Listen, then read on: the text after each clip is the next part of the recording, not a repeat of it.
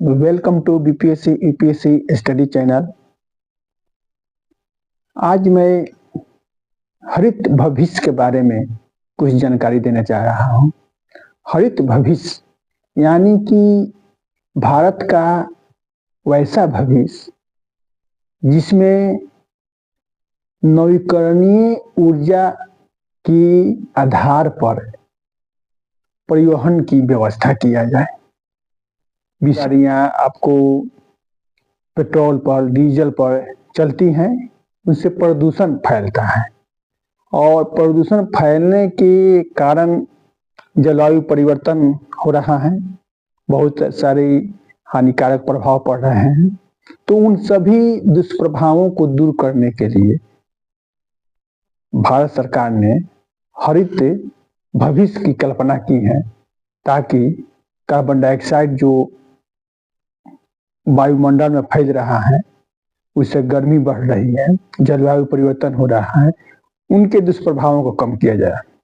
तो इसी संदर्भ में भारत सरकार हरित भविष्य पर जोर देने जा रही है। तो इसके अंतर्गत सोलर कार का डिजाइन तैयार कर दिया गया है और सोलर ऊर्जा को संग्रहित करेगी और उसके द्वारा जो बिजली मिलेगी उसके आधार पर कारें चलेगी। तो यह 2026 तक मार्केट में उपलब्ध हो जाएगी और एक बार चार्ज होने पर 250 किलोमीटर तक यह दूरी तय करेगी।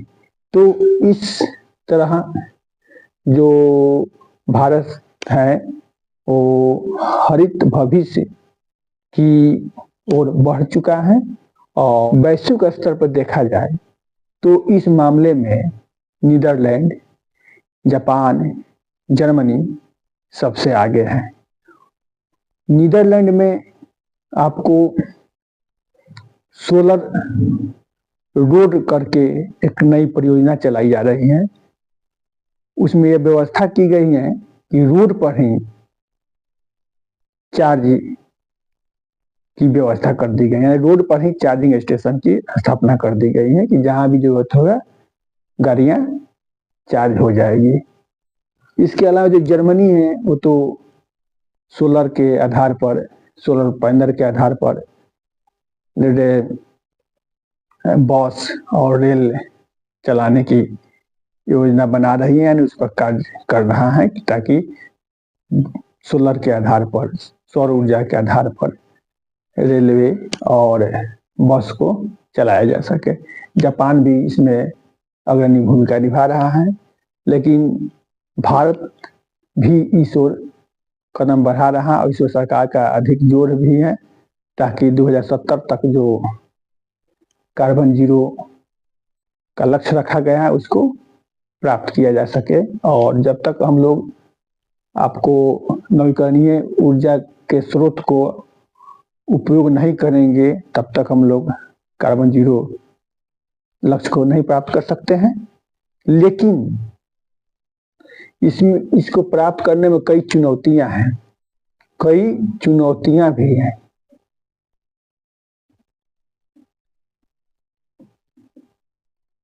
जैसे सबसे पहले तो जो तकनीकी है वो महंगी तकनीकी है। जो इसकी तकनीकी है वो महंगी है। इससे क्या होता है, लागत जो होता है, कार की लागत वो अधिक हो जाती है। फलतः क्या होता है, जो लागत मूल है वो अधिक हो जाती है। उसके बाद जो ऊर्जा संचित करने की जो बैटरी होती है उसकी क्षमता कम है, यानी कि सौर ऊर्जा संचित करने की जो बैटरी है उसकी क्षमता कम है। बहुत अधिक पैमाने पर यह बैटरी सोलर ऊर्जा को संचित नहीं कर पाती है, जिससे कि अधिक से अधिक दूरी हम लोग तय नहीं कर पाते हैं। इसके अलावा अभी लोगों में जागरूकता की भी कमी है, जागरूकता भी की कमी है।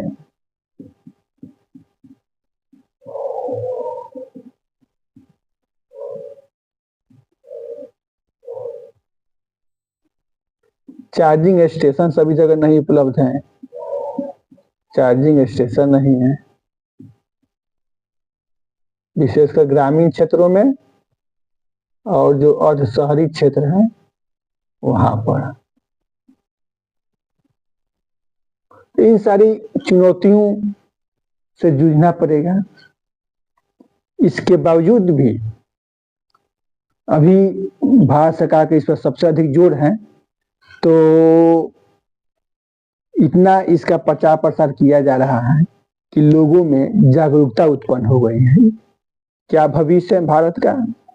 भविष्य जो है उज्जवल है, इस मामले में उज्जवल भविष्य है, क्योंकि लोगों में जागरूकता उत्पन्न हो चुकी है।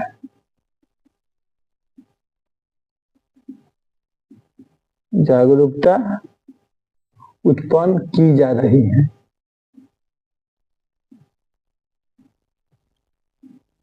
क्यों? क्योंकि जो पेट्रोल है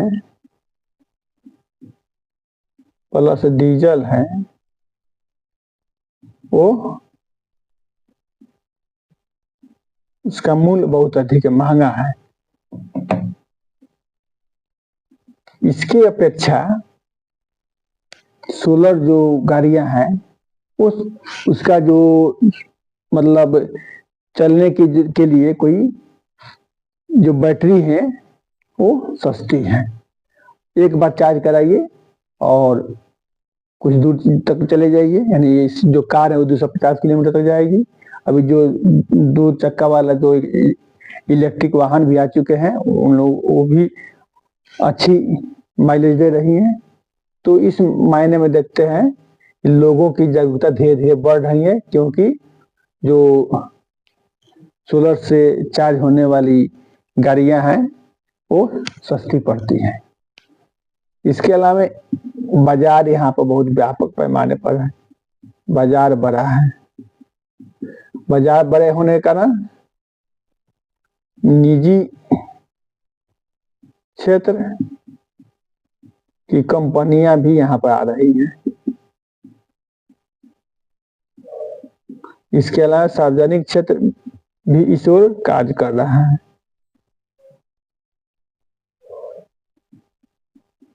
तो बाजार बड़ा होने के कारण जो कंपनियां, बड़े बड़े उद्योग हैं, जो परिवहन उद्योग हैं, वो इस ओर रुचि ले रहे हैं।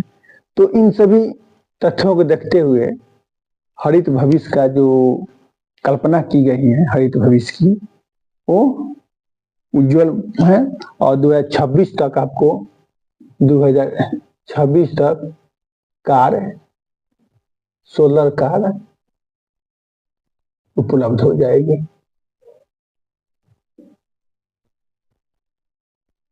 2026 तक उपलब्ध हो जाएगी।